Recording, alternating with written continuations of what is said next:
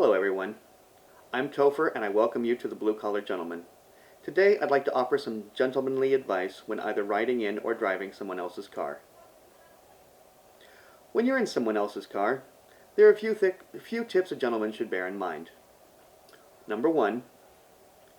Regardless of its condition or value, you should treat someone else's vehicle with as much respect and caution as you would your own.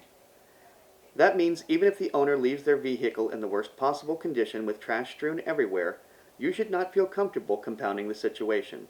A gentleman holds himself to his own high standards and does so without imposing those values on anyone else.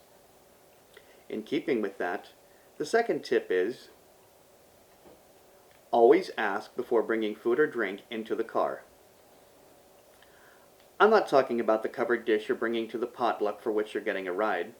I'm talking about a bag of chips, a cup of coffee, or a powdered donut. Some people have a strict no food or beverage policy in their car, and a gentleman is always ready to accommodate a reasonable request like that one.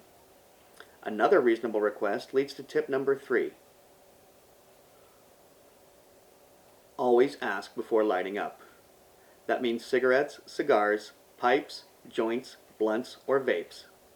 I'm not here to tell you the dangers of smoking. That would make me a hypocrite. But smoke and vapor fumes can do damage to a car's interior and create unpleasant lingering odors no matter how fragrant they may be when burning. What's more, it is a health issue for many others, so be sure your host or hostess is fine with your indulging. Tip number 4 is ask before changing the music. Now, if the music is at an uncomfortable volume or is a genre you cannot tolerate, there's nothing wrong with asking the vehicle's owner if you might ride in silence. Another thing to consider with this tip is just how long will you be in this person's car?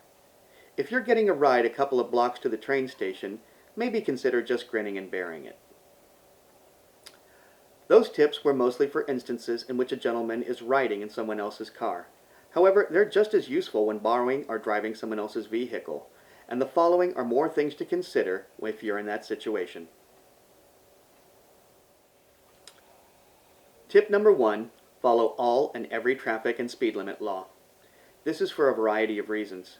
First off, it demonstrates the respect that a gentleman is supposed to have for someone else's possessions. Secondly, accidents do happen, and if one happens to the vehicle you're driving, your responsibility for it is 0. Seriously, you can't be expected to pay for damage done to your friend's car if someone runs a red light and hits you when you're driving it. That's not damage incurred by your actions. And lastly, by neither violating laws nor misusing the car, if it starts making a strange noise or the service engine light comes on while it's in your possession, you're free of responsibility for that too. The second tip when driving someone else's car is fill up the tank. I don't care how low it was when you got it, fill it up. If your financial constraints are too great to fill it up, put as much as you can afford into the tank. Handing over money for a ride is fine, but if you've had possession of the car, the only acceptable way to return the vehicle is with a full tank. Third, run it through a cheap car wash. Honestly, just get it cleaned, not detailed. Maybe when you're seeking a station to refill the tank, find one that also has a car wash. Kill 2 birds with 1 stone. If the car is in stellar shape, just wipe down everything with a cloth and/or run a car vacuum around the interior. Returning the car in even better shape than you received it is the benchmark of a true gentleman. And there you have it. A few simple tips to conducting yourself like a gentleman when in someone else's car. Cheers.